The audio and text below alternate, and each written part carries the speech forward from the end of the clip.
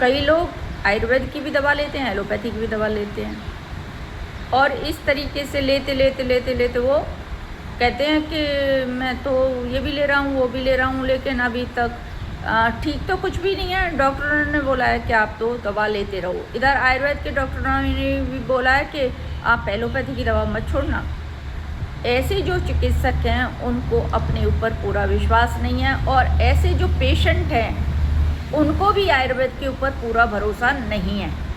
जब तक आप एक तरफा नहीं होंगे तब तक आपको कोई भी जो प्रॉब्लम है वो छोड़कर नहीं जाएगी। इसलिए नहीं जाएगी क्योंकि इधर तो आप सोचते हैं कि एलोपैथी तो ले ही रहे हैं, और खाने पीने में भी आपका जो हित आहार विहार का कोई ऐसा कंट्रोलिंग पावर नहीं है, कंट्रोल नहीं है आपके, और कोई इस बारे में विचार भी नहीं है। हित आहार हित मित और रित भुक के ऊपर भी कोई ऐसा आपका विचार नहीं है, तो आप जो मेडिसिन लेते हैं उस पर आपका थोड़ा भरोसा रहता है कि एलोपैथी आपको बचा लेगी, लेकिन ऐसा होता नहीं है। दरअसल जो आपका आधा अधूरा भरोसा है और फिर जब बिल्कुल ही फेल हो जाता है, तब जब आप आयुर्वेद की शरण में आ जाते हैं तो लाओ अब तो देख लेते हैं। अंतिम स्थिति में जब आप देखने के लिए आते हैं तो पहले ही आ जाते तो कंप्लीट सुधार हो सकता था। एक छोटी सी बात, लोग ठीक होना चाहते नहीं हैं। यदि चाहें तो डायबिटीज महज नीम के 5 पत्तों से प्रतिदिन खाने से ठीक हो सकती है, और एक अकेली डायबिटीज़ ही नहीं, थायराइड भी ठीक हो सकती है। नीम के पत्तों के साथ में काली मिर्च और ऐड कर लो तो आपकी थायराइड भी ठीक हो जाएगी, कोलेस्ट्रॉल भी ठीक हो जाएगा। क्यों ठीक हो जाएगा? इसलिए ठीक हो जाएगा क्योंकि जो नीम के पत्ते हैं वो रक्त दृष्टि में भी काम आते हैं, और खराब खून कहीं भी डिपॉजिट हो, कहीं भी स्थान संश्रय हो, स्थान में बैठता हो, वो किसी भी जगह, चाहे फिर वो हृदय हो, चाहे फिर वो किडनी हो, चाहे फिर वो लिवर हो, तो वो उसको जो ब्लड थिक हुआ है, जो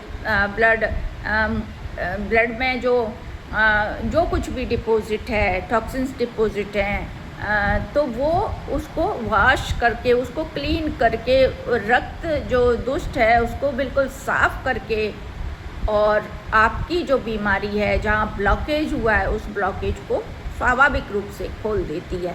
साथ साथ में गर्म पानी ऐड करें। मैं जो बात कह रही हूँ आप उसको करके देखें, लेकिन इसके साथ में एलोपैथी छोड़नी पड़ेगी आपको। आप एलोपैथी के साथ में जब आप इसको यूज करेंगे तो समाधान कभी नहीं होगा, और मैं ऐसा कहती भी नहीं, क्योंकि परीक्षा कैसे होगी भाई आयुर्वेद ठीक करता है कि नहीं करता है। आपको थोड़ी सी रिस्क लेनी पड़ेगी, थोड़ा मेंटल जो आपका जो लेवल वहाँ अटका हुआ है कि हम इस चिकित्सा के साथ में सेफ साइड में नहीं, ऐसा नहीं है। उसके जो बहुत सारे हैज़ार्ड्स हैं आपको उसको देखना ही पड़ेगा, और कम से कम मैंने तो ऐसा विश्वास दिया तो उनको पूरा भरोसे के साथ ठीक भी किया, और ऐसा परिणाम लगातार मेरे आते चले जा रहे हैं। जब परिणाम नहीं आते हैं तो इसका कारण कुछ ना कुछ यही होता है कि वो एलोपैथी की शरण लगातार लिए हुए है। मैं एलोपैथी के विरोध में नहीं हूँ, मैं सिर्फ जो उसके साइड इफ़ेक्ट हैं उनके लिए ऐसा कह रही हूँ। बाकी मेरा कोई विरोध नहीं है। कभी भी कोई इमरजेंसी की बात होती है तो लोग वहाँ जाते हैं, हालांकि इमरजेंसी आयुर्वेद में भी है।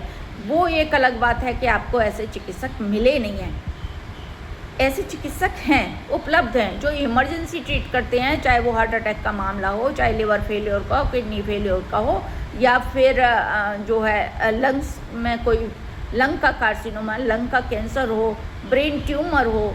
ये सारे इमरजेंसी के केसेस हैं, जो एक तो मैं स्वयं ही ऐसे केसेस को देखती हूँ, साथ साथ में और भी तमाम मेरे जो सहपाठी डॉक्टर्स हैं, जो मेरे सीनियर्स हैं, उन्होंने काफ़ी शोध किए हैं। एक डिजीज़ है पैंक्रियाटाइटिस, जिसमें पैंक्रियाज में स्वेलिंग हो जाती है और उसमें सीवियर पेन होता है। इस ग्रुप में भी है ऐसा पेशेंट मेरा, मोस्ट प्रॉब्लम बहुत सारे पेशेंट हैं इस ग्रुप में मेरे। तो उसको इतना सीवियर पेन था, एसएमएस में मना कर दिया, कहा कि आपको तो इंस्टेंट डालना पड़ेगा। वो पेशेंट मेरा महज 8 दिन में जो जो उसको अनकंट्रोल्ड पेन था वो चौथे पाँचवें दिन ही ठीक हो गया था।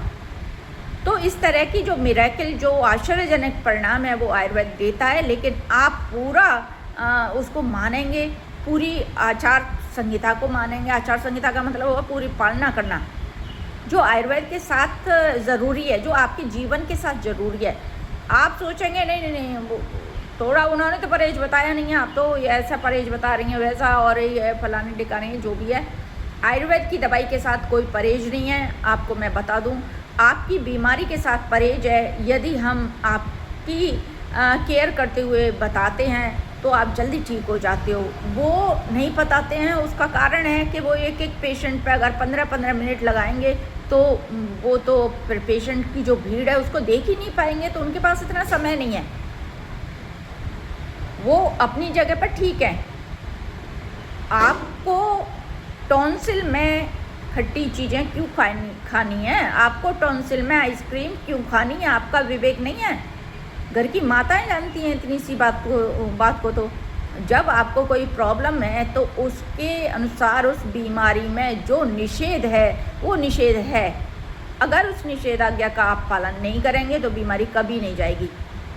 इसीलिए मैं बार बार कहती हूँ, जब तक आचरणों में मूल सुधार नहीं होगा, राम राज्य का सपना भी साकार नहीं होगा। चाहे आप कितना ही अपने लिए कुछ भी मेडिसिन स्पेशलिस्ट से स्पेशलिस्ट विदेश के डॉक्टर को भी दिखा कर ले आएँ, आप ठीक नहीं हो सकते हैं। जैसे ही आप थोड़ा सा सुधार करते हैं आचार में, विचार में, तो आप बिना डॉक्टर के ठीक हो जाते हैं।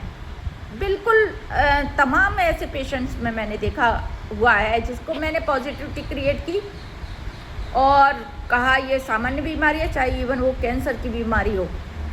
तो लोग जो है 8 और 15 दिनों में काफ़ी कुछ खड़े हुए और उन्होंने अपनी बीमारी को हराया। बशर्ते उसके साथ में जो पेशेंट के अटेंडेंट्स हैं वो भी उनको पॉजिटिविटी क्रिएट करने वाले हैं, पॉजिटिव माहौल क्रिएट करने वाले हों। एक औषधि से ही सब कुछ संभव नहीं है। औषधि के साथ साथ में जो पेशेंट का अटेंडेंट है वो, घर का माहौल है वो, और टाइम टू टाइम जो मेडिसिन है वो, और औषधि की गुणवत्ता, ये जो 4 पायदान हैं वो अहम पायदान हैं। ये आवश्यक हैं। यदि आपको स्वस्थ रहना है तो इन जो बातें हैं इन पर विचार आपको करना ही होगा। धन्यवाद, नमस्कार।